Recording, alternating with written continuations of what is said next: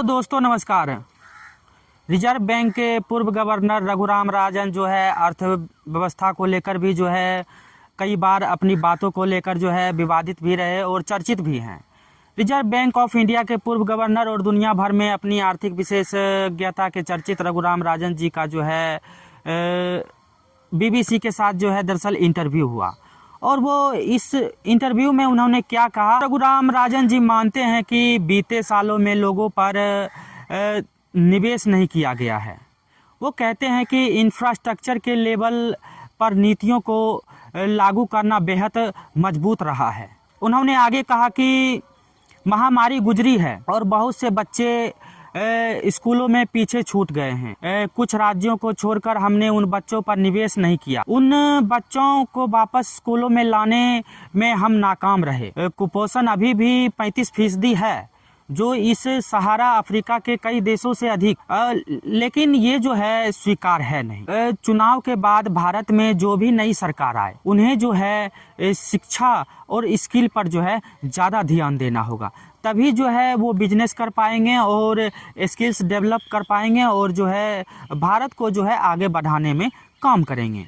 तो राजन ने कहा कि बिना शिक्षा और स्किल के भारत युवा आबादी का फायदा नहीं उठा सकता है। बात तो सोचने वाली है, बिना शिक्षा और स्किल्स के युवा आगे कैसे बढ़े, वो दूसरे जगह काम करने कैसे जाए। तो इन मुद्दों को जो है आपको जरूर टटोलना चाहिए। रघुराम राजन ने ये भी कहा कि 1 अरब 40 करोड़ की जनसंख्या वाले देश में 30 के नीचे उम्र के तादाद जो है बहुत ज़्यादा हैं।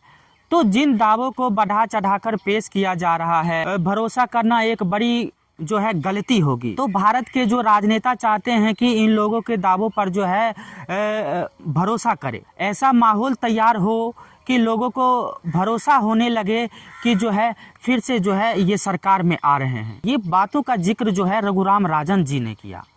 और पीएम मोदी का जो लक्ष्य है, वो जो लक्ष्य लेकर चलते हैं, दरअसल उनके बारे में भी रघुराम राजन ने कहा। तो उनके लक्ष्य के बारे में उन्होंने कहा कि प्रधानमंत्री मोदी ने लक्ष्य रखा है कि भारत को 2047 तक जो है विकसित देश बनाना है। रघुराम राजन ने इस 2047 तक जो है विकसित देश जो है बनाने का जो लक्ष्य रखा गया है, तो उनको खारिज करते हुए उन्होंने कहा कि बहुत तार्किक नहीं है कि क्योंकि भारत के बच्चे बड़ी संख्या में जो है उच्च शिक्षा हासिल कर ही नहीं पाते हैं। और रियलिटी है भी है कि बहुत सारे ऐसे युवा हैं जो उच्च शिक्षा की शिक्षा प्राप्ति कर ही नहीं पाते हैं। वो एक जगह से दूसरी जगह जा ही नहीं पाते हैं ताकि वो अच्छी शिक्षा ग्रहण कर सके। उन्होंने कहा कि बीच में ही पढ़ाई छूटना ये सबसे जो है सबसे ज़्यादा मामला है और अधिकतर लोगों की जो है बीच में पढ़ाई छूट जाती है। वो उस तरह से घर वाले उनके खर्च पूरे नहीं कर पाते हैं जो कि वो पढ़ सके, देश के लिए कुछ कर सके। तो रघुराम राजन ने कहा कि हमारी श्रम शक्ति बढ़ रही है, लेकिन इसका फायदा तभी मिलेगा जब अच्छा रोजगार हासिल होगा। भारत के लिए सबसे ज़रूरी यह है कि वो अपनी श्रम शक्ति और रोजगार मुहैया कराए और नए रोजगार पैदा करें। राजन ने भारत की स्कूली शिक्षा पढ़ने की क्षमता पर भी सवाल उठाया। जो जितने विद्यार्थी हैं उतना सीट नहीं रहता है, बैठने के लिए जगह नहीं है।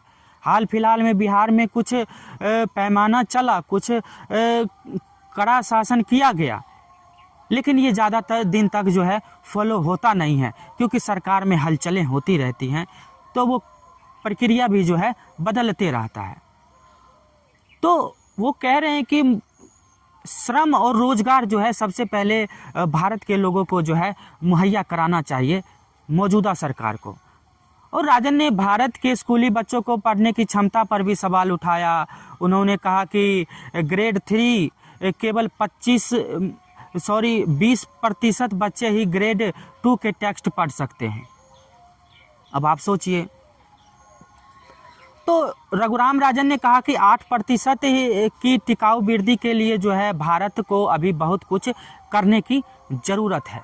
और रघुराम राजन जी कह रहे थे कि भारत में तेज़ी से हो रहे विस्तार का फ़ायदा उठाने के लिए जो है विदेशी निवेश भारत का जो है रुख कर रहे हैं। और इसी के मद्देनज़र भारत सरकार का अनुमान है कि आगामी वित्त वर्ष में वृद्धि दर जो है 7% से अधिक हो जाएगी। तो इस वजह से ये दुनिया में भारत को जो है सबसे तेज़ी से बढ़ती हुई अर्थव्यवस्था बना तो रही है। रघुराम राजन जी का कहना है कि मोदी सरकार उच्च शिक्षा में सालाना बजट बढ़ाने की तुलना में चिप मैन्युफैक्चरिंग की सब्सिडी, वो कह रहे हैं कि सालाना जो शिक्षा में आप इन्वेस्ट कर रहे हैं और चिप मैन्युफैक्चरिंग में जो सब्सिडी पर अधिक खर्च करने की नीति अपना रही है वे गलत है। और भी कहा कि शिक्षा प्रणाली को ठीक करने के लिए काम की जगह चिप मैन्युफैक्चरिंग जैसी हाई प्रोफाइल प्रोजेक्ट्स का सरकार ध्यान अधिक है। वो शिक्षा पर कम ध्यान दे रही है और मैन्युफैक्चरिंग पर जो है वो ज़्यादा ध्यान दे रही है, जबकि इससे अच्छा जो है वो इंजीनियरिंग और शिक्षा पर जो है ज़्यादा ध्यान देते। और रघुराम राजन जी ने कहा कि मुझे चिंता इस बात की है कि हम प्रतिष्ठा के लिए परियोजनाओं पर अधिक केंद्रित हैं। बात सोचने वाली है। राजन ने कहा कि भारत की अर्थव्यवस्था में वृद्धि दर टिकाऊ है नहीं और लोकप्रिय नीतियों के कारण खतरा है। अर्थव्यवस्था जो है कहीं लातीन देश की तरह ना हो जाए। ये बात जो है रघुराम राजन जी कह रहे हैं। रघुराम राजन ने भारतीय अर्थव्यवस्था में सुस्ती के लिए नोटबंदी जीएसटी को जो है जिम्मेदार ठहराया और लगातार इस बात को लेकर वो विवाद में भी आते रहे। अमेरिका की ब्राउन यूनिवर्सिटी में ओपी जिंदल लेक्चरर में राजन ने कहा था कि सरकार का प्रोत्साहन पैकेज को लेकर काफ़ी दबाव है। रघुराम राजन आईएमएफ के मुख्य अधिकारी शास्त्री भी रहे हैं।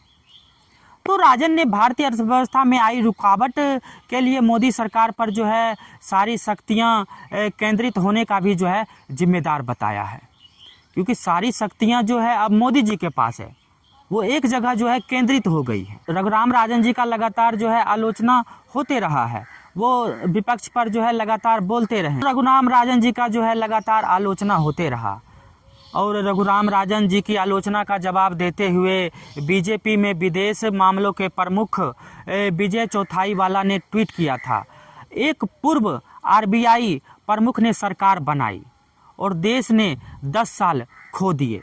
मोदी का शुक्रिया है कि भारत अब ये गलती नहीं दोहराएगा। तो इस पर आपका क्या कहना है? कमेंट सेक्शन में जवाब जरूर दें। बहुत बहुत शुक्रिया, बहुत बहुत शुक्रिया।